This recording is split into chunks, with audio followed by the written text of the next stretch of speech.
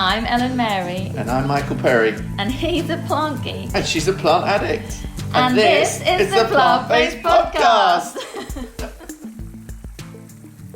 This is more than just a gardening podcast. We'll be exploring the world of plants from every possible angle. We'll be talking about plant-based diets, plant materials and fabrics, the well-being qualities of plants, and giving plenty of gardening tips and tricks. So we'll be chatting worldwide to companies and individuals that are being creative with plants in new and exciting ways. From fabulous flower crowns to foliage-filled lounges. Botanical moisturisers to bamboo clothing. It's all here. And it's all made of plants. This episode of the Plant-Based Podcast is brought to you by our friends at Vegepod. Their integrated raised vegetable garden bed kit makes growing vegetables easy for everyone. With self-watering features and protective canopy, with Vegepod you'll be harvesting your own produce in no time. Available in 3 sizes to suit any garden. Visit vegepod.co.uk and enter PBP10 for a special discount as a PBP subscriber. Okay, so today we're at Scaped Nature in Norwich with Ray McCune and George Farmer, who's made a guest appearance. It was a lovely surprise today, wasn't wasn't it? Super lovely surprise to get here today. The shop is all about aquascaping, isn't it? Which is what the podcast today is going to be about. That's right, yeah. So that's exciting because it's pretty new. It may not be in your world, but it certainly is in mine. I don't know about you, Michael. It's like a kind of revival because I remember when I was a kid, my mum had these tropical fish tanks and she was often buying real plants over artificial plants. And so I've got great memories. And walking around here today, there's, this grassland aquascaping with neon tetras, the really colourful ones. That's my favourite one. It's like they've been painted in with highlighter That's my pen. favourite. Really cool. And it just takes me back to being 8 years old, and it's beautiful. Love it. Yeah, I mean, it's definitely an art, and that one you were talking about is my favourite. So we'll get some photographs of that. But Ray, let's just start with you. What's your background with plants? Well, it does go back a bit. My dad was a landscape gardener. He went to Horticultural College, and he worked with Belfast Parks at the Botanical Gardens at Belfast Castle, and went on to Greenmount Agricultural College. So it was kind of in there in the background. There was always a lot of plants in our house. My dad was always gardening. I went to help him. Mm-hmm. But I worked with him as a teenager and probably didn't pay enough attention. Yeah. So, there was a big gap. I always had houseplants after that. But so you've always dabbled in plants. You've Absolutely. got a knowledge of plants anyway. I've always liked green things. Yeah. Well, you're Irish, so you should. Absolutely. Although I embarrassed myself earlier and I said to him, "You're Scottish, right?" It's close. Very close. I wanted him to say murder. That was the only reason I asked.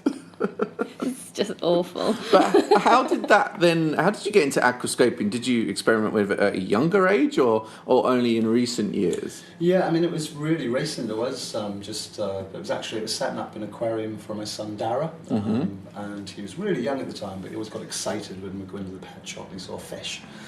So I decided to set up an aquarium in his bedroom, knew nothing about aquariums whatsoever, read a book, looked online, and then I discovered aquascaping. And I just fell in love with it. As soon as I'd finished his tank, I set up another small tank in the office. Once I'd done that, I decided, I want to try another one, this time with CO2, a bit sort of higher tech. Set up one in the guest bedroom. Next it was the kitchen. And now we have a shop full of tanks. You do have a shop full of tanks, from your son's bedroom to a lovely shop. So, can you just describe to us what aquascaping actually is? For someone, if you're listening to this, trying to get it in your mind's eye, I would say think landscape gardening in miniature within an aquarium environment. It's about creating a scene from nature. It's about creating... Underwater? Absolutely. Underwater gardening. Underwater gardening. But you don't have to snorkel to do it. You could if you had a big tank. You got a big enough tank. There are tanks out there the big people tanks. do dive into. Like at SeaWorld and those kind of tanks. Lisbon. Yeah, I'm actually off to Lisbon next week. Are And there's you? a 40-metre long aquascaping. It's about 2 meters deep, and the guys go diving in there to prune the plants, etc. Oh my gosh, how cool! That is a cool job. Yeah. Okay, so I take it back. Whilst we won't be snorkeling here today, but you can snorkel. I guess it's a whole different world. It's like plants, but there are obviously plants that grow underwater. Yeah, and so aquatic plants. Is everything the same, but underwater? It's a whole world to learn about. That's amazing. Absolutely. Yeah. And then obviously some of the landscapes don't necessarily have fish. So some of the tanks don't have fish, some do have fish. Does it matter? No, I mean, I think the vast majority do have fish. Okay. You can have them without fish. Yeah, you don't have to have fish. The fish are there to add a sense of movement and colour, generally. Okay. A lot of people will focus on small aquariums and may just have invertebrates like shrimp and snails. Right, okay. You can have shrimp. Wow. Yes. If you don't have fish, is it easier to look Cool. after? Yeah, the shrimp tend to pollute the water because Okay. you need to feed the fish. The fish are constantly excreting and providing waste. If that waste isn't dealt with appropriately, you can tend to get algae issues, etc.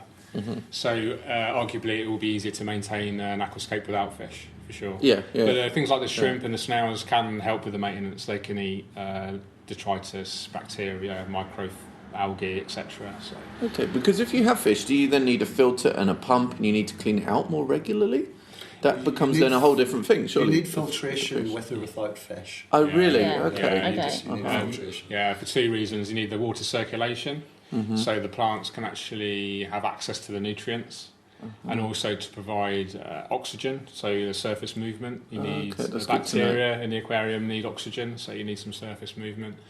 And actually, plants produce waste as well. And if this waste isn't dealt with via appropriate filtration and maintenance, then this will lead to algae issues and stale water. Lots to think about, but I think we'll get into that in a bit more depth in the second part. Yeah, we'll give some real how-tos and how Yeah. you can create your own aquascape at home in whatever space you've got as well. Yeah, so basically we're just like picturing what you may consider an aquarium tank, but with amazingly landscaped scenery within it. So you're using all kinds of different plants. And here in your shop, Ray, you've got loads of tanks down the end, and they're all slightly different, aren't they? And very creative as well. And then within the shop also you've got kokodamas, you've got terrariums, some house plants, all sorts going on. It's real houseplant creativity in It here. is, it is. So what made you decide to open the shop then? Sure. I mean, for me, it was that passion for aquascaping. I'd fallen in love with it and run out of room at home, and it was time for me to go back to work after having been a full-time dad for a couple of years. I wanted to do something that I wanted to do, and this is what I wanted to do. My wife, she actually, she's added a lot to what we're doing here. So moss arts, kokodama, terrariums, that was the kind of thing that appealed to her more than the aquascaping side of it. So we've kind of put them together. Is that indoor, it's bringing nature indoors. It's that surrounding yourself really with living things. It's interesting actually, because obviously the houseplant trend's gone bananas, hasn't it, in the last few years, and there's something like 1.5 million hashtag houseplant posts on Instagram. I mean, that's crazy, isn't it? But this is taking it to another level, isn't it? So you're like using houseplants in the shop and all of that as well, but then taking it to the next level with the aquascaping too. I think there's almost a bit of a journey in there. Yeah. It's like gateway drugs, houseplants can lead to We might bleep that out. Not suitable for children. Well, we see, a lot of people come in here having seen plants at the front of the shop. They come in because they... You've got a lovely frontage here. It's actually, when my taxi pulled up today, just want to sound flash that I got a taxi here before. one of very few times. And then when you realised when you got here that George had come from the same place and got here at half the time.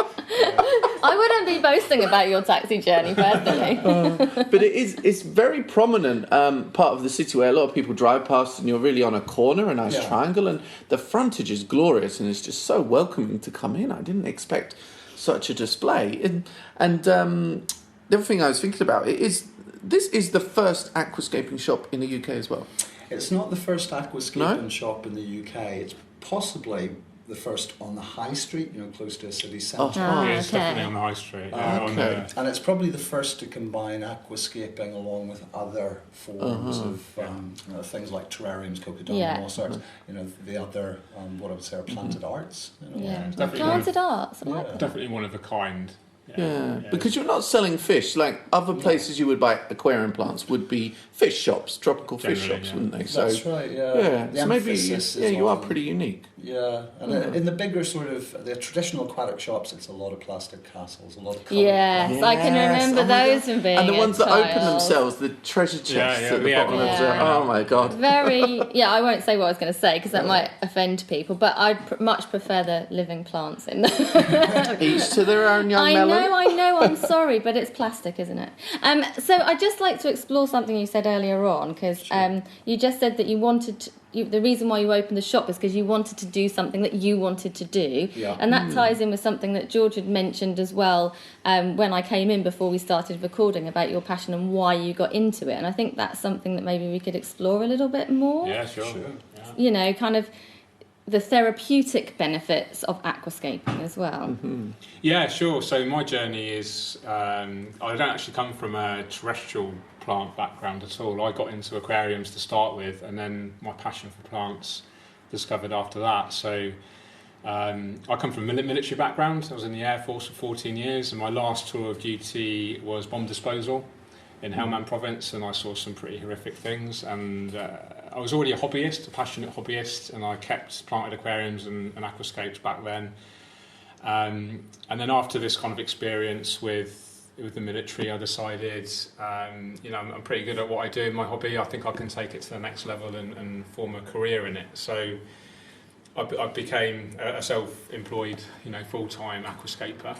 And since then, I've discovered that it really helps my well-being, my mental health. With Afghanistan and all this experience, I do suffer from PTSD and anxiety issues. And since I've become so involved with aquascaping, not just from a personal hobby level, but also promoting it as wide and far as I can, this has really helped me from a therapeutic value and helped others as well. And this is the direction I really want to kind of focus in on aquascaping, not just necessarily how to create a beautiful aquarium, but actually what that can do for you as a person and your living space and those around you. Yeah. I think it really does. I really do feel it enriches your life and then can enrich the lives of those around you.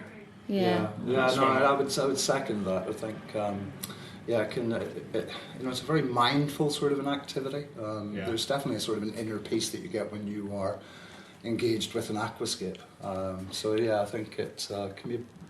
And I think the interesting thing for me is the whole process of the aquascaping. So it's from having that empty aquarium, which is infinite potential, full of promise. You're excited about what you can create, through to the actual physical process of creating it, which is mindfulness in itself. You might be planting the same tiny plant hundreds of times over and over again.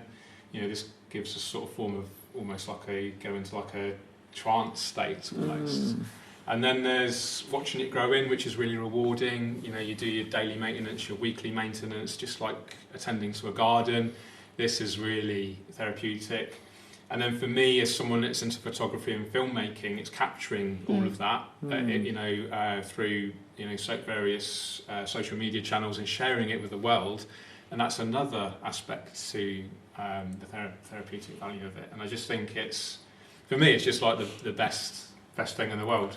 You're doing something that you're really passionate about whilst helping yourself and helping other people. And that comes back to, what plants provide us, as humans, any touching plants, looking at plants, being with plants, walking amongst plants, just looking at them can genuinely help your well-being in any form. So whether that's gardening or growing your own vegetables or aquascaping or houseplants, the benefits are endless, aren't they? And this is another aspect of that. Absolutely. It's all about kind of reconnecting with nature. I think in like modern life, with the modern stresses especially in cities, and a lot of people have high pressure jobs. They're totally connected to the digital world, and for them to kind of reconnect with nature, house plants all the way through to aquascapes just helps to reconnect. And I think the unique thing about aquascapes is the water element to it. Yeah, it's mesmerising. It is mesmerising. So the terrariums are beautiful, but there's something even more special, I feel, without that water element. So with it's got movement, I quite hasn't agree. it? It's I would add to that light. You know, I think it's the, The water light. And the light. Yes. You know, it lights up a room. Yeah. You know, and that sort of shimmer that you get from Yeah, and it. if you look down the far end of the shop now, you can see the shimmer effect. Yeah. against that, Beautiful. And that's really beautiful. Yeah. There's one down there, one tank that I particularly love. I would pick it up and take it home with me if I could. Yeah. And it's quite basic in its when you look at it, isn't it? Yeah. You know, there's just a few stones and beautiful lime green planting. Yeah. And are they Yeah, they're called cardinal tetras. Cardinal Similar tetras. to neon tetras. Yeah. And I could just stare at that. Yeah. But you don't think about anything else. Your No. mind's shut Yeah. off. You're just looking at that. It's You're not on mesmerising. your own, Ellen.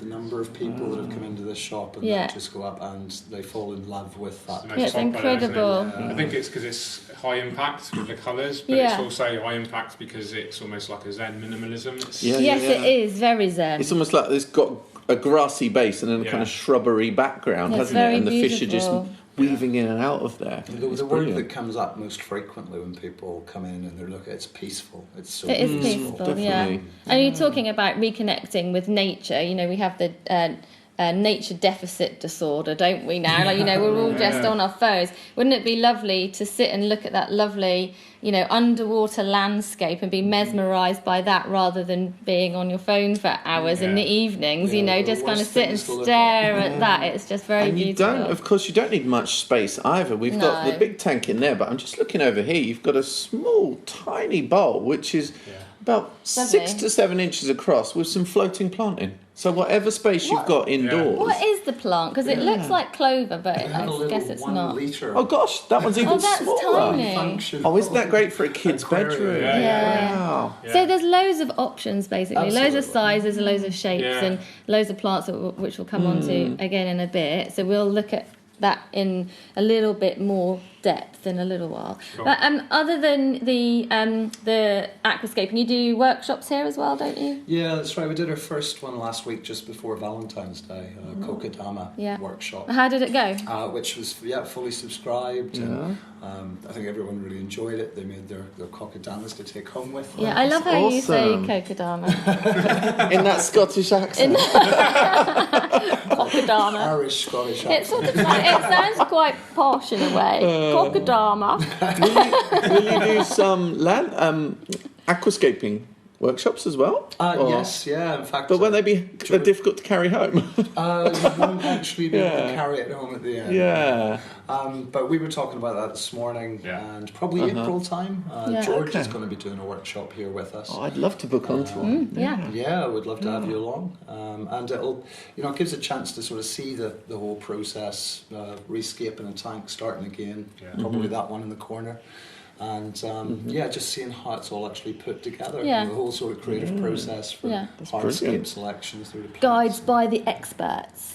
The workshops are great because you learn more in one workshop than you'd learn from watching 20 hours of YouTube or reading Yeah. several books, because you have that immediate engagement with the audience. I did a workshop at the RHS Urban Garden Show Yeah. and just used mason jars. Right. I just did Okay, a small, soil. Yeah, I think I walked past when I was there because I was doing a weird and wacky plant show and I saw the workshop. for So you can be myself, really yeah. creative with Yeah, it. It doesn't have to just be a rectangular No, tank, you does can it? use It could be mason all kinds of jars, you things. can use glass bowls, you're only limited by your imagination, I would say. Fabulous. And there's competition sometimes as well because I was doing some presentations in Wisconsin last year in Madison, and they had a very big aquascaping competition with about 50 entries.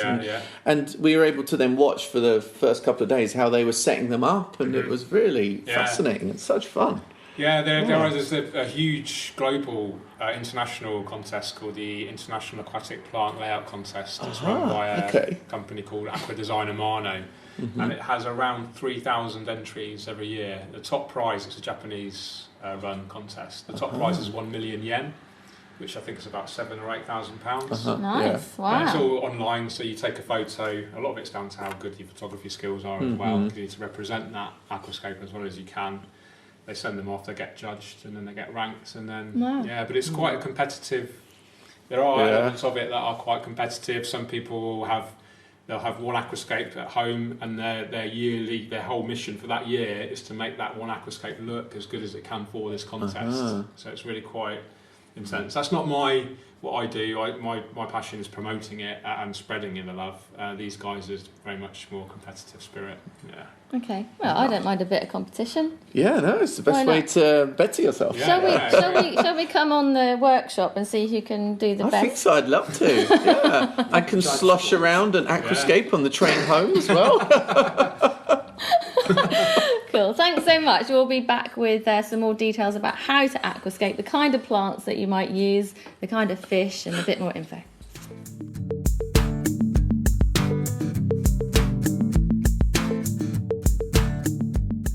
I think I have a new obsession. What would your husband think? I think he would love it. It's a good obsession to have.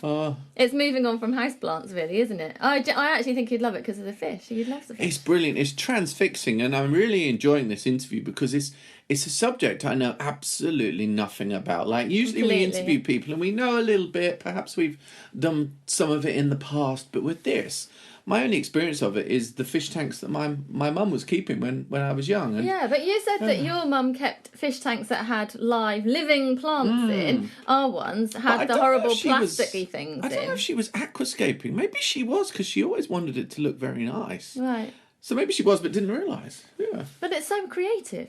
You're actually using plants in a different way. Oh, absolutely. Underwater. Yeah. And some of the tanks in Scaped Nature are absolutely stunning.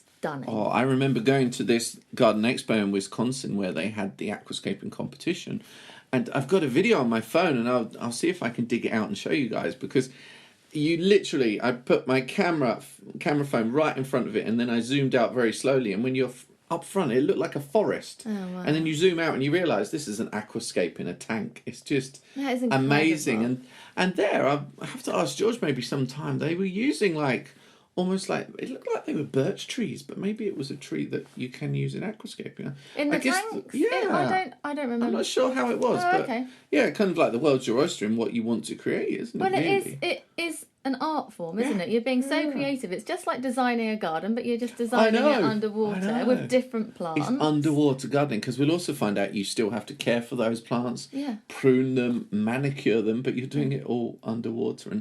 And that feeling of being in the water has got its own therapeutic qualities. So add that to the well-being of plants. So you've got a double whammy, haven't you? A double whammy obsession. Let's find out how to actually aquascape.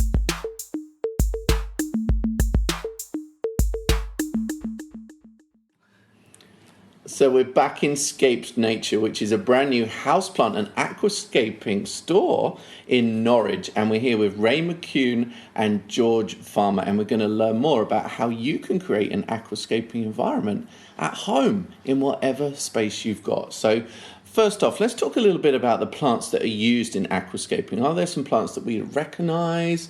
Kind of what qualities do they have? What are some good plants for beginners as well? Talk us through the plants that are in an underwater gardening environment. Yeah, sure. I mean, there are lots of different varieties of plants that we use in aquascaping. And a lot of them that we would have in store, they're labelled as being easy or medium or advanced. Well, that's useful. That's which sort of gives you a bit of a guide on the types of plants maybe you want to start with. Some of my particular favourites are epiphytes, and there's some that I started working with very early on. Things like bucophilandra, anubias, ferns like java fern and trident, things that attach to wood and to rocks, and primarily sort of take their nutrients from the water column, and they don't have high requirements for pressurized CO2. Yeah. They're the types of plants that I started working with really early on and enjoyed success with. And, I didn't push myself into the more advanced things, which I kind of like now. But once you get into trying to create carpets, once you try to get colourful sort of stem plants and faster growing sort of varieties that have higher CO2 needs, that's a different set of challenges that you're working with. So you can go on a bit of a journey, with aquascaping. Yeah, just the same as gardening. Yeah, absolutely. Start with sunflowers and, move on. Everything's the same, just underwater. Yeah. Which is what is so fascinating about it. But you were just talking also about the rocks and driftwood that you use. I mean, what different types do you use in aquascaping? When I was opening up the store here, actually, it was a really conscious decision to concentrate on having lots of great hardscape materials. because it's a difficult thing to actually get your hands on. It's not great to order over the internet because you don't know what you're going to receive, whether it works together, whether you can create the sort of scene that you wanted. You really want to be able to have a selection, work with this stuff, and come up with something that works for you and what you've got in your sort of mind's eye about what you're trying to create. So we brought lots of different types of wood and rocks together. There's furrow stone, which we've imported from Poland. It only comes from one place that we know of. Got terrific, sort of texture and character to it. There's manzanita wood that we had flown in from California. And that's the only place that you'll get it is on the north sort of Pacific coast of the US. Again, it's a great sort of wood to work with. It's gnarly, it's got character, it's got a real sort of presence. You can create a real scene with it. And then there's woods from Africa, from Asia. There's horn woods. All sorts of. So your landscape within your tank can come from all over the world. So you can have a piece of California, a piece of Africa, a piece of Poland, all within your tank and create something like that. As our gardens are with plants from all around the world too. Cosmopolitan. Yeah. The interesting thing about hardscape is we call it the hardscape, the wood and the rocks. Right. The style of aquascapes that you see here at Scaped Nature, they're very much based on the nature aquarium philosophy, which was pioneered by a guy called Takashi Amano, a Japanese guy, sadly passed away. But he invented this style of aquascape where you're using elements of nature, i.e. wood and rocks and live plants, putting them into the aquarium space and having this essence of outside nature and bringing it into the aquarium. So when you look at the aquascapes you see, they're all different styles, but they all have this common theme of being a slice of nature in the aquarium. And so with the hardscape, that's a fundamental element to the creation of the aquascape. So you're really heavily relying on the use of wood and or rocks. And these are like the backbone of the aquascape. So you put these in first. These are like the skeleton, if you like, and then you build the flesh around it with the plants. So it's really, whenever I talk about aquascaping to beginners especially, if they want to create a high impact aquascape, it's really worth investing in good quality hardscaping materials. Same as gardening. It has so many similarities though. And what plants would you recommend to beginners, George? What would be some plants that maybe people might recognise that are related to some plants that grow in our gardens day to day? You use some like real classics like lobelia, bacopas. They're relatively easy. Okay, because they're names that people would recognise, but these are very different underwater types. Yeah, exactly. So in this, it's worth talking a little bit about plant physiology. In nature, 95% of aquatic plants will grow out of water, which we call emergent growth. So in the jungles, in the rivers, in the dry season, which is most of the year, the plants are growing out of water. Yeah. And they actually prefer this. They have more access to CO2 in the air, they have more access to light, they're more robust because they have to physically support themselves in the air. And then when the flood seasons come, they get flooded, and then the plant has to adapt to its submerged growth. And it becomes actually a lot trickier for the plant to live and survive. And so you'll find the best kind of more robust plants that survive underwater are like the epiphytes. Yeah. So these are plants that are in nature attached to wood and rocks. So Java fern is one of the most popular. Anubias, which will thrive in the shade. Bucophalandra, which comes from Borneo. It's the only place in the world that it comes from, the jungles in Borneo. Various aquatic mosses as well, and these are all super hardy, super easy, don't need lots of light, don't need CO2 injection, don't need lots of fertilisers. So these are the plants that I'd recommend for beginners. You guys are mentioning the CO2 a little bit. Can we explain kind of why some plants need more CO2 and how we do that, or why we should be avoiding ones that need more underwater? Sure. So in a plant is about 40% made of carbon, just like we are carbon-based life forms. For a plant to grow, it needs more carbon. The best way for it to get carbon is through CO2. So it has unlimited access to CO2 in the air, but during the flood seasons, CO2 is super limited, really limited underwater. So to get the plant to grow more robust more quickly, we can inject CO2 into the water. This isn't necessary for a lot of plants, but if you want to grow certain plants, like we referred to the iwagumi layout, there's the 3-stone iwagumi with the carpeting plants. that you would absolutely need CO2 in a system like that, because those plants won't grow like that without CO2 injection. Yeah. So that's almost the underwater fertiliser in inverted commas. It is a form of fertilisation. It's a vital nutrient. It's the most important nutrient that you can give a plant is carbon dioxide. And how do you administer that? So that sounded like a hospital. It sounded like a doctor. How do you administer that? I'm taking this very seriously. You are. There's various methods of delivery, but the best way is a pressurised CO2 system. So you have a cylinder which has pressurised CO2 gas, and that's brought down to a safe level and delivered directly into the aquarium via small bubbles, for instance. Okay. So is that expensive though? Because we are going to get onto costs in a little while, and probably on the website when we release this podcast, we'll put together a bit of a shopping list of what you need to start off in aquascaping.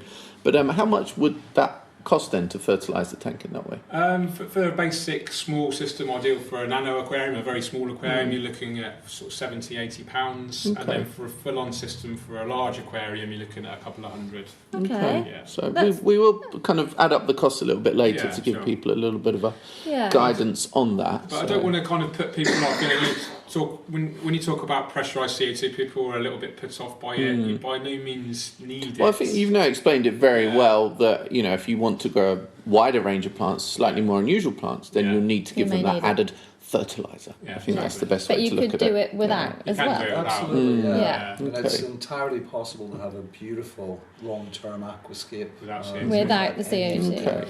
Okay. So we've got our aquascaping. Well, I've just started out saying I'm going to put some driftwood in from Africa, and I'm going to put some epiphytes in because I don't want to administer my CO2. But what I would like to do is add some fish. Yeah. So where do we start with that? How does that work? What kind of fish, and what do we need to do to keep them alive within this aquascaping landscape? Yeah, so the fish welfare needs to come first, because when you're looking after any living entity, we really need to give that priority. Yeah. So you need to... Probably the biggest thing you need to consider is the size of the fish and how big it has the potential to grow. In aquascaping, we tend to stick to much smaller species and larger shoals of smaller species. These promote natural behaviour and also give a really nice sense of scale. So if you can imagine like a 4-foot aquarium with 2 huge fish in versus a 4-foot aquarium with 100 tiny fish, the 100 tiny fish is going to have, in my opinion, a lot more naturalistic feel to it, and actually be cause less waste in the aquarium as well, and just gives a sense of scale. I just have to tell you this. We once had a piranha. She was called Joanna the piranha. Joanna. And because my husband really loved having his fish tank, but we didn't know a great deal about it. And we bought Joanna, not realising what she was. She lived to a ripe old age. She was a goldfish. Well, I don't know what happened or why. This was many years ago. But she got very big, and we obviously had to get a bigger tank. She lived for years. She was amazing, Joanna. But did not eat your finger when you fed it? She certainly would have if you'd put your finger in there. But fish are mesmerising, aren't they? So you're adding those into this landscape to create this feeling of well-being and this very naturalistic underwater landscape. Yeah, it's just great. Add movement. Of colour. And you can't help but watch. You can't help but look at them, and fascinating. And is it the smaller fish are easier to look after generally as well? Is that why they're better? Not necessarily. It's quite a complex fish, selection. But in general, you want to be buying kind of tetras and rasboras are relatively straight. Most of them are captive. They're the ones bred. I remember from my childhood. Yeah, they're captive bred, so they're used to sort of tap water conditions. You don't necessarily have to have special, water filters, etc. Okay. But yeah, the smaller the better, generally speaking. The bigger the aquarium, you can go bigger in terms of the size of the fish, but also important to think about the body shape of the fish. So if you have a relatively tall aquarium, it's nicer to have a tall-bodied fish. So the fish is actually part of that aquascape. It's part of that picture. They just happen to be moving. So taller, what like an angelfish? Or yeah, exactly. So you can get tall-bodied like barbs. But they're tricky to look after, no? Not necessarily. They're quite hard. My mum always failed. She bought a new one every 2 months. I'm not sure you should be saying that, really. And we also had kissing gourami. I'll keep varieties at home. Yeah? And cichlids. No, cichlids are pretty tricky, aren't they? Well, it depends on that. There's a huge spectrum of cichlids. Are they the ones that kind of suck along the sides of the tank? No. Oh, which are those? The ones that Catfish. catfish. Yeah, you're a catfish. Homeless catfish. Yeah. I know the ones I love. Guppies. Guppies. Yeah. Are they easy? Again, it's. I didn't have much luck with guppies. No. They're so intensively bred, they tend to breed in a lot of genetic weaknesses now, so they're actually not as easy as they used to be. Okay. A bit like goldfish. The hardiest fish. Numbers, right? They're a little bit fighty amongst themselves. Yeah, they tend to breed prolifically. You can end up with a tank kind of overpopulated quite quickly. Okay. But, the fish are all part of your creativity and your view of what you want from your tank. So you have to think quite carefully about the size of your tank, what you've got growing in the tank, and the colours of the fish, the size of the fish. That's all part of this art, this piece of art, isn't it? But actually, it's not only fish, is it? Because you can also have prawns. Not Shrimps. Prawns. I was called them prawns. So someone said, are they real lobsters? At the Urban Gardens show, there's like tiny little red cherry shrimps, about 1.5 centimetres long, and this mature lady said to me, are they real lobsters? She's probably only ever seen lobster. Yeah, exactly. And snails as well? Yeah, ornamental snails. You can get pest snails as well, but ornamental snails are great for keeping algae in check and eating leftover food, etc. Shrimp are great for grazing on algae and just biofilm, which helps prevent algae build-up. And they're beautiful as well. You can get some real beautiful ornamental shrimp, red and white stripes, black and white, all sorts. There is. I did notice one in the tank up there. Tanks Oh, really? There's a big following shrimp only. So fascinating. And what about light? So we've created the tank, and but we need some light, don't we? And how do the plants photosynthesize? Yeah, so just like land plants, they need light and CO2 to photosynthesize. There is a background level of CO2 in the water without CO2 injection. I just want to make that clear. But they need light. There are so many lighting options available. Try not to get too confused. For beginners, I just recommend the light that comes with the aquarium. That's normally enough to grow easy plants. And if you want to go into kind of more challenging or demanding aquascapes, then you might need to upgrade your lighting. You can spend anything from £10 to £10,000. It's really a buyer's market. But it's the amount of light that's the big sort of driver for everything else. And if you buy a powerful light, then you've already made the decision you have to have pressurised CO2. Right. Okay. It's about this balance. You're getting the balance right. Balance is the crucial sort of part. Yeah. It's important to talk about algae. Okay. Or algae for American listeners. Yeah. This is the number one reason people give up on aquariums. So it's really important to address this. And the great thing about a planted aquarium or an aquascape with plants is actually it will help prevent algae, because algae and plants are in competition with each other. Algae is a plant, as we know, it's a lower form of plants, and aquatic plants are a higher form, and these two plants are always in competition with each other. So the more we promote healthy plant growth, the less chance of algae we get. Okay. Yeah.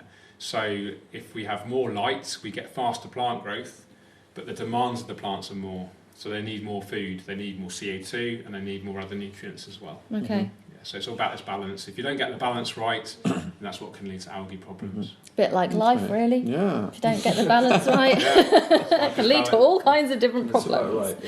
So what, in terms of like kind of entry-level aquascaping, what could it cost the individual? What is the kind of basic kit list and the rough cost of that, would you say? Yeah, sure. I mean, you can set it up on a really quite a low budget. For small sort of tank, 60 litres, maybe smaller. With low, 6 watt, 8 watt light without pressurised CO2. To get, a really nice sort of scape set up, £200. Okay. Maybe a bit less. Yeah. You're talking about sort of 30 centimetre cube sort of size. Not too bad. And then if you want something like you see at the end of the store there, 4 foot by 2 foot, you're talking maybe 3,000. So it's a range to suit everyone's budget, I would say. And real low maintenance without, a lot of ongoing costs. It's really just the electricity of running that tank afterwards and, a nutrient that you're dosing. We'll get some photographs of the tanks that we're talking about so listeners can see those when they've heard the podcast, so you can see what we're talking about and see those mesmerising landscapes. So there's kind of different styles, aren't there? So I know that you've got like the Japanese style, there's the Dutch style, isn't it? Yeah. Can you talk us through the different styles and the kind of plants you might use in each of As you were those? saying, George, the whole sort of nature scape was pioneered by Takashi Amano, coming out of Japan. And Japan's been very influential, really, in modern day aquascaping. Prior to Takashi Amano, I mean, there was really only the Dutch style. I mean, that was it. Which is very, if you think of old Victorian gardens, very formal. Neat rows, similar colours, textures. In my opinion, a little bit boring, a little bit too formal, and not much kind of soul to it. It's just quite formal rules. There's no hardscape, or else it's very not little hardscape, very visible. Yeah, and it's just quite, just quite twee, just quite high impact, colours, textures, etc. But not really connecting you with nature as a nature aquarium would do, because there's no natural materials like the wood and the just rocks. like a kind of tapestry of plants, which is kind of similar to how Dutch gardens are laid out as well. So they're just doing the same underwater. Yeah, it's just a showcase of plants rather than actually a showcase of the art form. Those remind me of an impressionist's painting. When you look at one, that's kind of them. Feeling you get. So definitely a compliment, but just not the style that everyone could embrace. Yeah, and it is. They tend to be a lot higher maintenance because they are kind of rules driven. You have to have the plants a certain amount of sort of space taken up in the aquarium. This colour next to this colour, this texture next to this texture, and so they tend to be high maintenance to keep them looking like that. Whereas with the nature aquarium style, it's a lot more let nature take its course and just trim it as and when, and according to your own taste and how you feel. Yeah. Because that's a good point, because underwater you've still got to do the maintenance, you've still got to prune, do some underwater pruning, haven't you? And this is when you get your snorkel on. How often would you need to do that? You can make choices early on that dictate how much of that you're going to be doing. Okay, by the type of plant you use. And the amount of light, as well. So the lower level of light you use, and the easier, slower growing plants, the less maintenance, and vice versa. If you have super fast growing plants, high lighting, then you're going to need to do much more trimming, lots more water changes. And if you're doing that CO2 injection as well, I guess. I have a little tank just there, which has been growing for about 6 months, and nothing's been trimmed in there. Nothing. There's been no maintenance outside of water changes. There's another tank over there, which every couple of weeks I'm pruning back. The stem plants basically, because they're just so fast growing. Okay. What about pest and disease? Because in our gardens we get pest and disease on plants. Is that the same below the water level or not? Very rare. Okay. Yeah, the plants are, a lot of them are grown in very strict conditions in European nurseries, and a lot of them are tissue culture as well. So they're grown in laboratory conditions, so there's absolutely no risk of disease. Okay. Algae is the number one. Right, okay. So that's getting a balance. And pest snails. Yeah. Pest snails. Yeah. Do you have to be careful they're not do damage on the plants you buy, perhaps? But even then they can come in on the fish. Oh, really? Right, okay. I got one question. One thing you don't see in these aquascaping is flowers. Do any of these plants flower underwater? There are flowers. Really? I'll show you later. Yeah. Some of the epiphytes have got flowers, haven't they? So you think about in nature, the flower has to be in the air to reproduce. So there's no flowers that are produced underwater? The Bucophilandra anubius will, but they still think they're out of water. They've not evolved enough to realise that they're... If that makes sense. I think it's about time. I can see by his face he's like, those plants are just dumb. I mean, come on. Yeah. They're a bit thick, I mean, honestly, they're a bit behind with the trend, aren't they? I'm going to check that out, and we'll definitely post up a picture of that. Yeah. A plant that flowers are the slow throwers. Okay. Yeah. Well, they are thick then, aren't they? It's absolutely fascinating, and I feel a new obsession coming on for sure. And I hope that people do listen to this or look up aquascaping, look up you guys on social media, which will tell everyone where to find you as well, and have a go. Just have a go at it and see how you get on. Yeah. And I'm sure it's probably quite addictive, a bit like buying houseplants. We call it multiple tank syndrome. Multiple tank syndrome. Okay, that's happened here for sure. So, Ray, where can listeners find you on social media? Yeah, sure, on Facebook, on Instagram, and soon we're working on our website at the moment, scapenature.com. Scapenature.com, and it's Scaped Nature on all social media as well. That's right. And George? Just search George Farmer on YouTube, Yeah. Instagram, Google, Okay. all over the place. Loads of aquascaping Super job. photographs there, and Yeah. you've got a lot of YouTube videos, haven't you? Yeah, it's about 400. All Just a few. tutorials, how to set them up from scratch, how Brilliant. to maintain them, inspirational stuff from all over the world. So there's plenty of resource there from both of you guys for people to give it a go. And if you live in Norwich, if any listeners are around Norwich or Norfolk, then that would be ace for them to come and have a little look. Yeah, Your new obsession is say waiting. hello. Your new obsession is waiting here on St Giles. Thanks so much. Thank you. Thank you.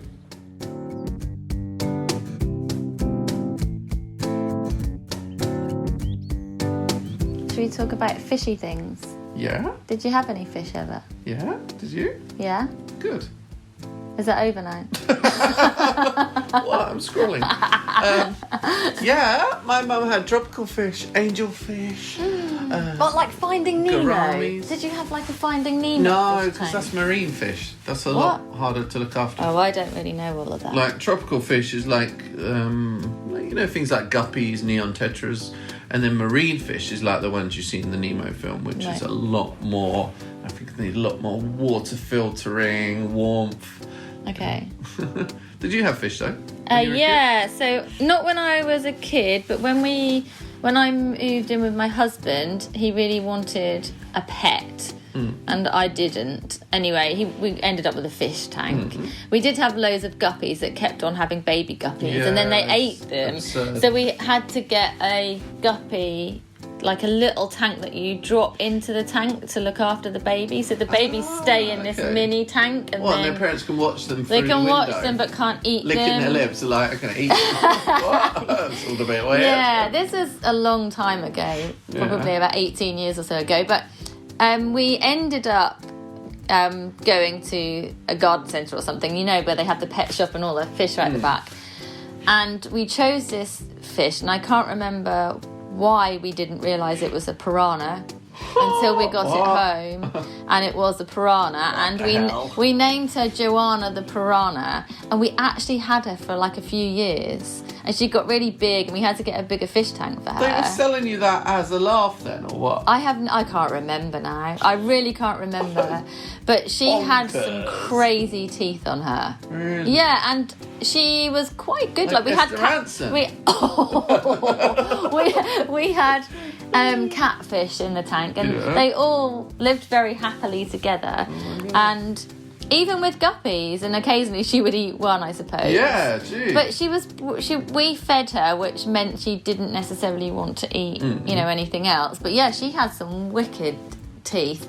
Can I just say, there's a swan swimming by here. We're at my house by the river, and there's a lovely swan going by. Anyway, we're talking about marine and Well, if you're water going life. off subject, Look, I was going to go gorgeous. really off subject. I was going to say I fancy a pizza. Okay, Can we get pizza later? if you like. No, definitely. Whatever you said, yes. And I also had a pond when I was younger. Okay. Yeah. What did you have in the pond? I always really wanted a sunken pond. So I remember begging my dad to get some of that, was it bootle liner? Oh, like liner. the black liner, yeah. Yeah, I don't think, did I ever get any or not? I don't know. But I don't think this sunken pond ever worked anyway, because it's quite hard to establish a pond. But what he did help me with, and help make happen, was super cool, because he bought an old barrel, half barrel, painted it with some sealant, and then I had this pond in a half barrel. Okay. It was really cool, and I Yeah, had all that's cool. sorts of plants, maybe not water lilies, but little ferny oxygenators, Okay. cool stuff like that. I don't think I ever had fish. I don't think I was allowed No, to I've not have had fish. fish That was in the one pond. stage on from that, so... I used to have a pond at the allotment, my old allotment, and had frogs in and all sorts. And so much wildlife comes to your garden when you've got a pond. It's amazing how the Yeah. dynamic change. You're just creating a lovely, biodiverse space. And I've got one of those ponds, prefabricated pond things, Oh, that's cool. to go on the new allotment, because I just think it's so important to encourage all the good wildlife. Yeah, of course. But it is really interesting. Pond life is cool. Oh, I've got a pond bucket in my garden here, and in the summertime there was a frog sprawled out on one of the rocks, literally sunbathing. It was the best thing ever. Oh, wow. Really long legs, like properly, like, this is the sun. And that's just from a tiny little pond bucket in an urban garden. You must have had tadpoles when you were a kid then. Oh yeah, and go and get the frog spawn from the local pond. And it's brilliant for kids, isn't it, to see that? It's great fun. Oh, I used to love that time of year. Yes. Spring. Oh, and then you watch them. Oh my God, I want to get some frog spawn. When's it ready? When's it out? Can you buy it online? Been and gone already now. Has it not? Oh, I bet you can get it online. It's any been and time gone of year now, as well. yeah. You can get it any time of year, just like rambutans. It's a fruit, Ellen. I know what it is, thank you. Actually, I posted I know what it is. I'm on a plant-based diet. I was gonna say I posted some photographs of some fruit in Texas, and one of them was like a horned melon, but it looks like a rambutan. Yeah. And a few people said, "Oh, that's a rambutan." That's like. Oh. Anyway. Horned melons. We love a horned melon.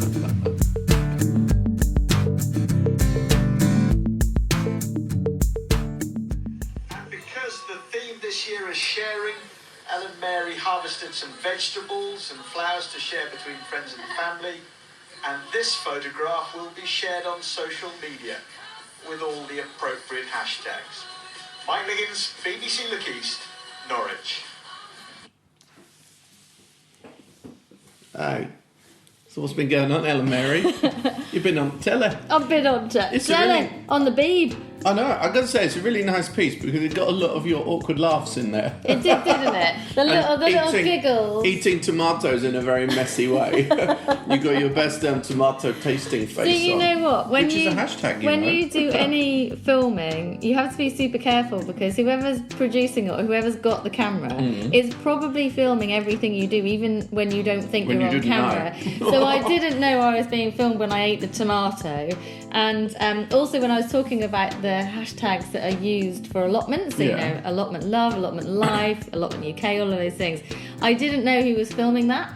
And that was when I had an awkward giggle as well. I see. But I didn't know I was being filmed. But don't laugh about hashtags, Ellen. It's a serious business. It is serious business. So what was the piece all about? So the piece was for National Allotments Week, and BBC Look East contacted me the day before and said, could we come to your allotment and film a piece all about National Allotments Week? And I thought, fab, brilliant, let's get allotments on the TV, gardening, all of that. So I said yes, and they came along and we probably spent about an hour and a half chatting about allotments, and actually we talked loads about the benefits of allotments, well-being, benefits of gardening, which you know is everything I try and do and promote out there. But when it came on the TV, I loved it, as in it was so colourful and fun and different to what you really usually see about I like gardening. The candid parts. Yeah, exactly. I loved all of that. But it was a little bit less about allotments than it was about me. So it it looked like an advert. It felt a bit more like an advert for me than it did National Allotments But what Week. did they like? Who did they say you were? Like, what was your kind of title in it? Interesting. What was your job title? This definitely is the basis of our discussion now. I think people will find this really interesting. People often ask me what I do, and I find it really difficult to answer. Do you sometimes? Oh, 100%, I don't really know what words to describe me. Yeah, and if you say you do things in TV, it's really awkward. If you say you do things online, that sounds really woolly. Yeah. I don't know. Difficult. I can't say product developer or like, it's the worst thing ever. It's kind really hard. Jack of all trades. Jack of all gardening J-O-T. trades. Yeah, J-O-G-T. That's what we are. Jack of all gardening trades. I love that. We have literally just devised a new horticultural career. But anyway, what were you advertised I often as? say gardening promoter or something like that. Really good phrase. It's a nice phrase, right? So recently I've used that. But we were talking and it was like spur of the moment, and the producer said, who's really lovely, Mike's lovely, so you're like a gardening influencer. And at no point did I think that was negative in any way. I thought, well, yeah, that is kind of what I'm doing. So I said, yeah, sure. So I introduced myself as I'm Ellen Mary, and I'm a gardening influencer. But that word has become the blogger of 2019, and it's like not really an awful bad. thing, but people have got a really strange opinion of what is an influencer. It's funny because when you think about growing up, there can be good and bad influences. But I think of influence as a good thing because I have my own mind. I won't be influenced to do something I don't want to do, but I will be influenced in a good way. So I think of influence as like my uncle who got me into garden. Like he influenced me in an amazing way. It's a positive thing. But the word influencer has since then kicked off. Because, so when the BBC have posted my piece, which is all colourful and really nice and lovely, on their Facebook page mainly, it has kicked off. There are a lot of haters out there for the word influencer. But do you know what? I think the media has given influencer a bad name. I don't know. Well, some of the so-called influencers that is just it's kind of very vacuous world sometimes. So kind of, you've got kind of like contestants from Love Island or so. They're then showing you like, how to have white teeth or how to have this diet pill. And it's very obviously just vacuous and kind of a way to make money. But I feel like when you've got an influencer that is in a certain category, that person in that category, whether that's horticulture or, craft or gym going, then it's kind of a bit more bespoke, isn't it? So they're going to know more what they're talking about. They're an expert. They're not going to like recommend things that are not good. No.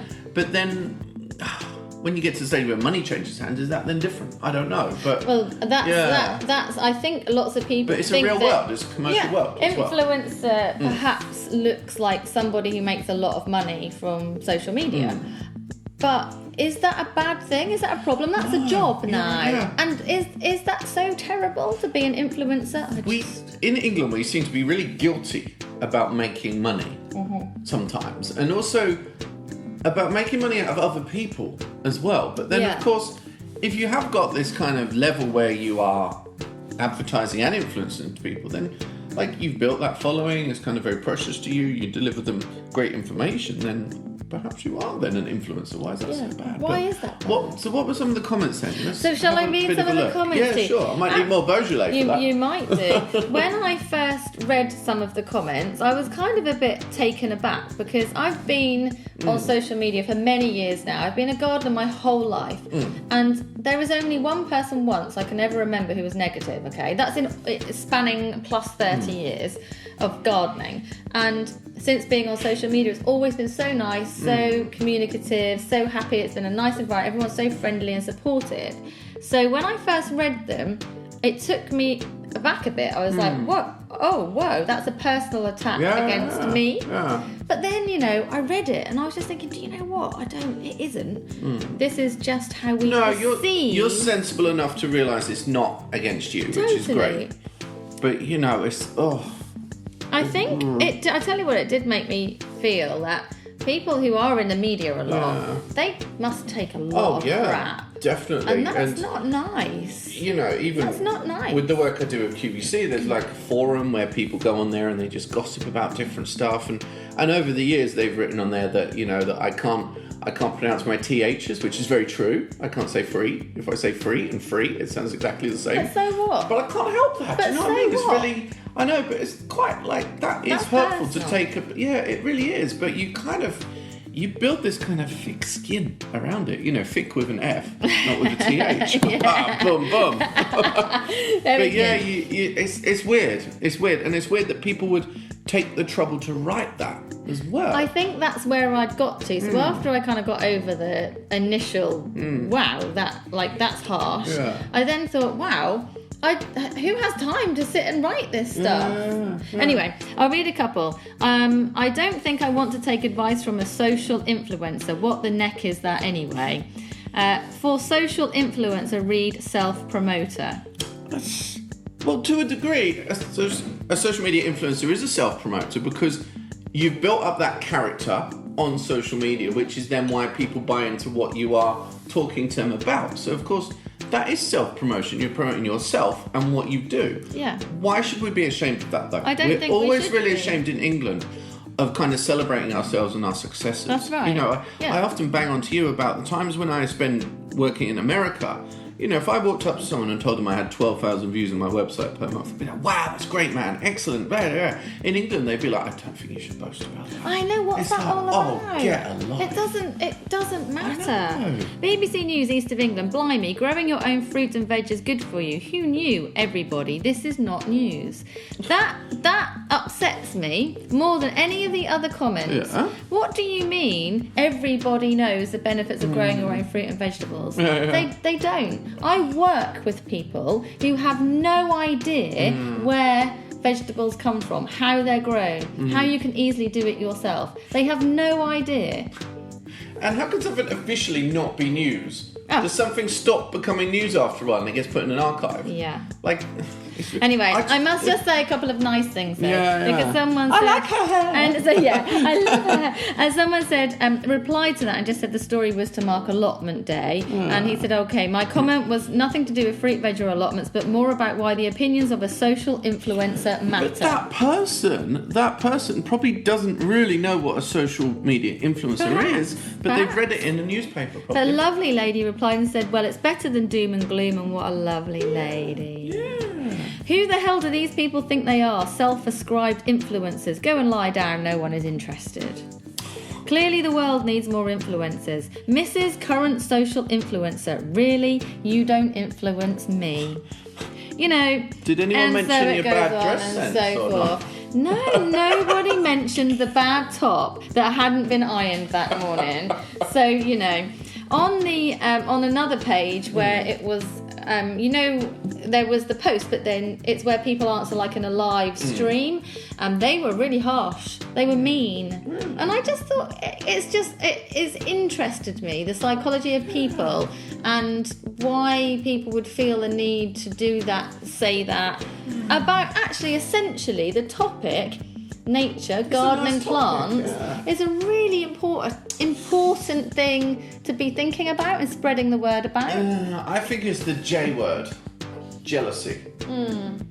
Maybe. Well, you know, Maybe. Someone's watching you, like seeing that you've reached this level where, you know, BBC are going to ring you up, kind of come and film with you. You're then telling people, extolling the virtues of something great. Like, that can only be jealousy. Like, I don't know. It's very odd. I don't know. I was kind of thinking as somebody who was posting a really nasty message, especially on this live feed, and then they would go and give the kids a hug and hi honey. I just think, how does that work? I don't get that. I don't know if I've ever posted like a nasty comment. I don't think I ever have in my whole life about anything, because I mean, like maybe to accompany that, the train line, like why is this train here or something? Yeah. Like, but that's not to an individual. It's so cold on this train, but you know, anyway. But the thing is, people put so much energy into being nasty about stuff, which is such a shame. And I don't know, like you said to me earlier, you feel like social media might implode because. Yeah.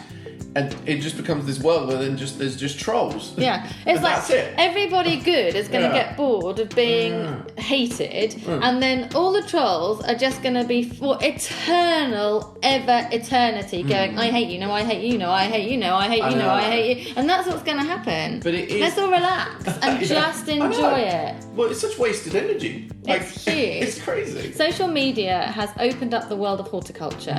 It's made links across the globe in so many ways. Hope it doesn't close it again.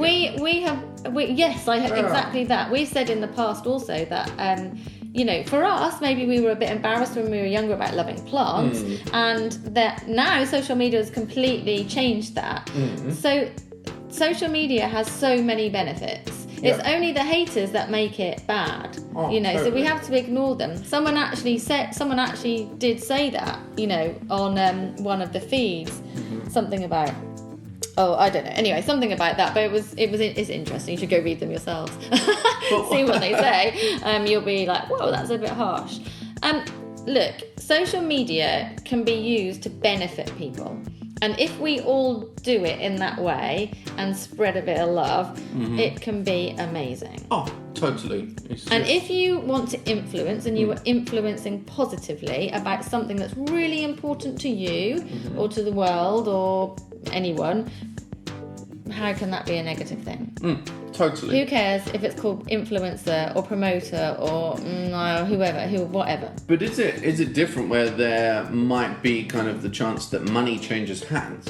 I'm not sure, because there was a very recently on the Roots and All podcast, Sarah did a really interesting piece about kind of people earning money from giving advice and horticulture and she was almost talking a little bit about the influencer world, and there really is that kind of strange guilt over the fact that kind of we have to earn money in some sort of way, and of course when we would recommend things that we're paid money for, then you've got to do that only with good intent and obviously integrity, but then I guess some people then take that a little bit too far and become greedy perhaps. So where's the line? That's the same as in all walks of life. Yeah. Whether you're on but I guess social because media horticulture or is anything seen else. as like low value and kind of people are nice, organic, like, oh, we can't possibly make money out of that. But of course, it's the real world as well. But I remember Sarah said it's almost like, you know, as a consumer, you've got the choice to, you can see someone's an influencer and you take the choice whether to then follow their information or not, because knowing they're an influencer, and these days we've got, you know, hashtag ad, hashtag gifted, is clear when things are being recommended you to have us to now, make and it that is clear. now the law as well. So as a consumer, you've got the choice whether to follow that or not. So That's right.